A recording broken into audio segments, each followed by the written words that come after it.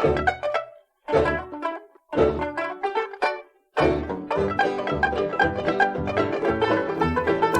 guys, and welcome back to Scandinavian Design 101. Hi. We're two Swedes. I'm Sanna. I'm Andreas. And today we're going to talk about an extremely important person for, furniture design and modernist furniture design. Really? And that's Lilly Reich. And a lot of people have not heard about her. Not much, at least. No, perhaps heard her name, but can't really know who is she. And she really did design some of the most important furniture of the modernist movement. And today it's episode 1 out of 2. So she's that important. Yeah, we think so. So let's start with the episode. The year was 1885.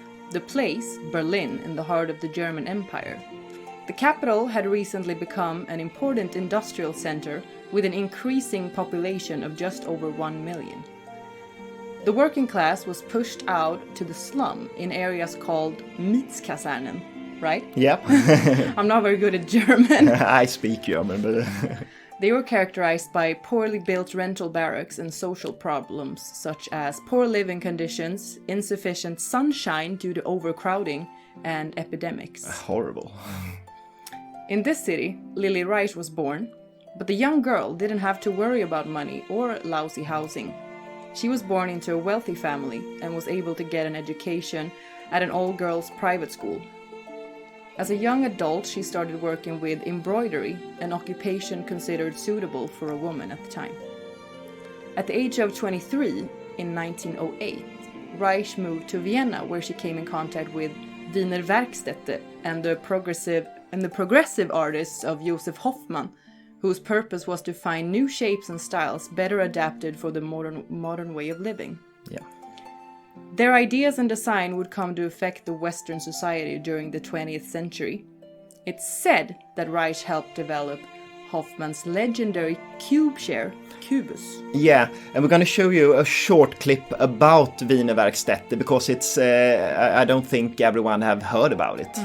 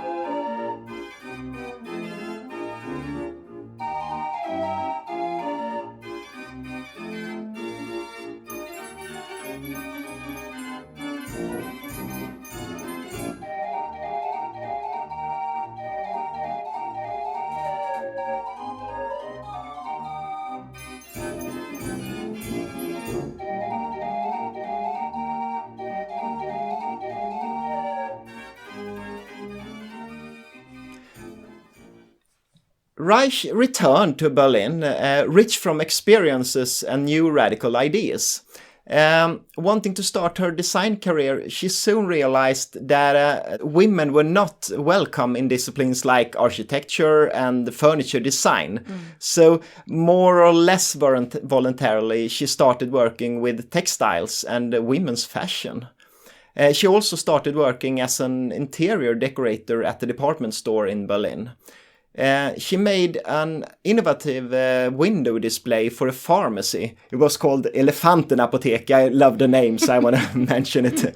Yeah, and this display, she showed not just the products, but also the process of making them. And it was you can see here, it was a very clean and geometrical display, much unlike everything else you could see at the time.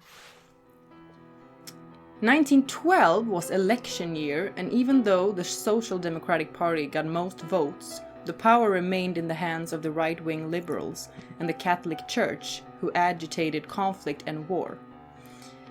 Many Germans escaped the country to avoid being called up for the war that seemed inevitable. It was also an eventful year for Reich, who became a member of the Deutsche Werkbund. Yeah, and the Deutsche Werkbund was a German state-sponsored association of artists, architects, designers and industrialists, established already in 1907. And its purpose was to establish partnership between designers and producers, and by doing so inspire good design and craftsmanship for mass-produced goods and architecture. This is much the same thoughts as the Bauhaus movements we'll get a bit later. And for Werkbund, Reich arranged many exhibitions that would come to give her a good reputation in the design sphere. And this led to her getting a position in the association's board of directors in 1920 as the first female ever. And the fact that a woman got a leading role at the time was quite unexpected, because women were not considered to have the same capability regarding design and architecture as men. One precondition for Reich's work in the Deutsche Werkbund was the fact that she belonged to the upper class. And why is that? Well, because the money she earned from Werkbund wasn't enough to live on, so she needed to have money on her own. Around 1924, Reich met the architect Mies van der Rohe, who also engaged himself in the Werkbund. Today he is considered one of the pioneers of modernist architecture and design. They worked very close together for many years until 1938. Reich had an ability to easily organize and handle finances, something Mies definitely did not have. So without her, he probably would have been quite lost. Yeah. Like many men. Yeah, that's true. Most people who knew them meant they were a couple also in private. And that is also indicated in their substantial letter correspondence during the war. They collaborated on many exhibitions for Werkbund, and during an exhibition in Stuttgart, they lived together in a small one-room apartment. And that was something that a man and a woman did not do at the time. No. If they were not romantically involved. No. Two important exhibition collaborations between them was the Weissenhof exhibition, is that correct? Weissenhof, yeah. In Stuttgart, 1926, and the Velvet and Silk Cafe at the exhibition of women's fashion in 1927. Yeah, that's a very nice exhibition.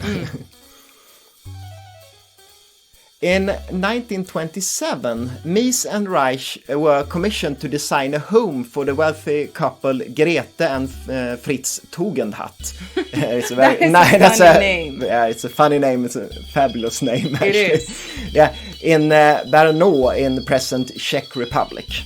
And the Tugendhats, they had a very... yeah. They had a very modern taste and wanted a free-plan house with modernist furnishings, big enough for the family and the staff. Of course, you want a house big enough for your staff. Obviously. Yeah. And the building itself was designed by Mies, who visited the site in 1928 and had the plans ready in December of the same year. And the interior, however, it was a collaboration between Mies and Reich, who designed much of the furniture, and chose the exact placement of each piece of furniture. And it's considered a masterpiece of modern design, and today it's a UNESCO World Heritage Site. Oh, it is? Yeah, so it's protected today. Cool. But the Tugendhats themselves, they were used and had to flee to Venezuela after only a few years. And the house later became office for the Gestapo. But that's another story we won't talk about horrible. today. Yeah, that's a horrible story, very dark story. And yeah. But for this building, Mies and Reich designed several nowadays very classic pieces of furniture. For example, the Tugendhat chair. And as you can see, it's very closely related to the Barcelona chair, but with a cantilever feet on it. So it's a bit different, but made with the same spirit. And we will show you now some of the furniture made for the Tugendhat house.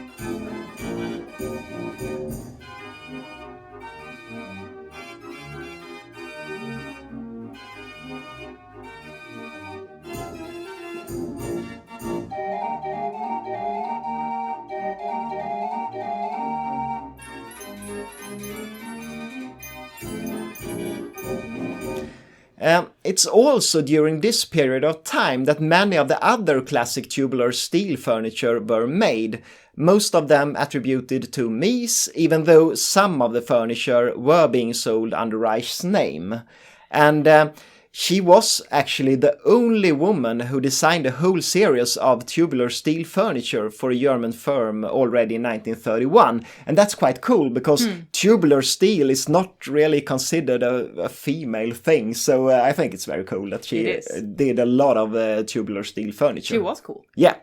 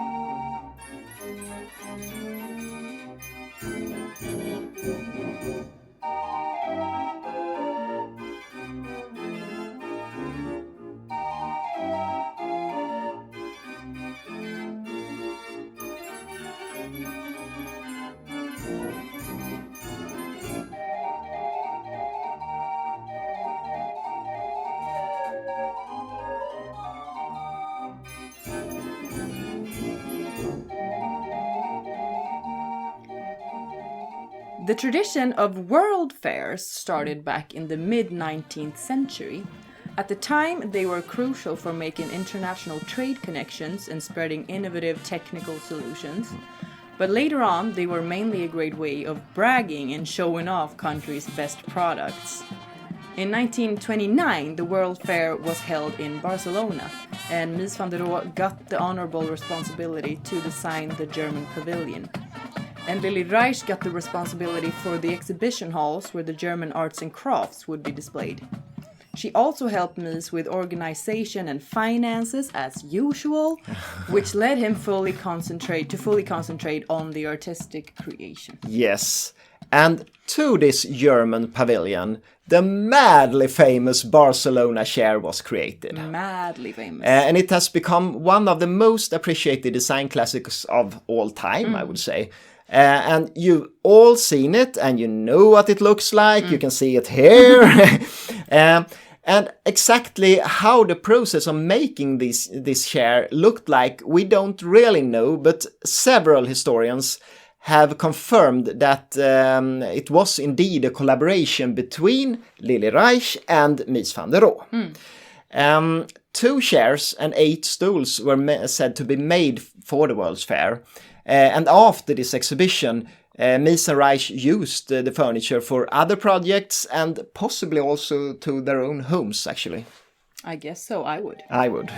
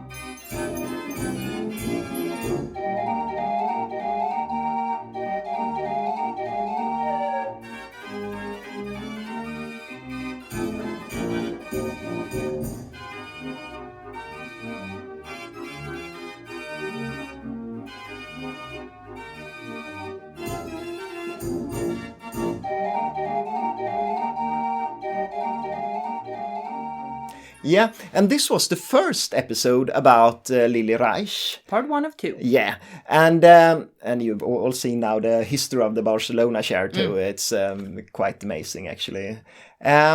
And hope you look forward to the next episode next week. Yeah, hope you will watch it. And if you liked this episode, please click thumbs up. And subscribe. Yeah, subscribe to us. And if you like Scandinavian design as much as we do, please... Of course they do. Yeah, they do. They're watching this. Yeah, that would be... Of course you do. Yeah.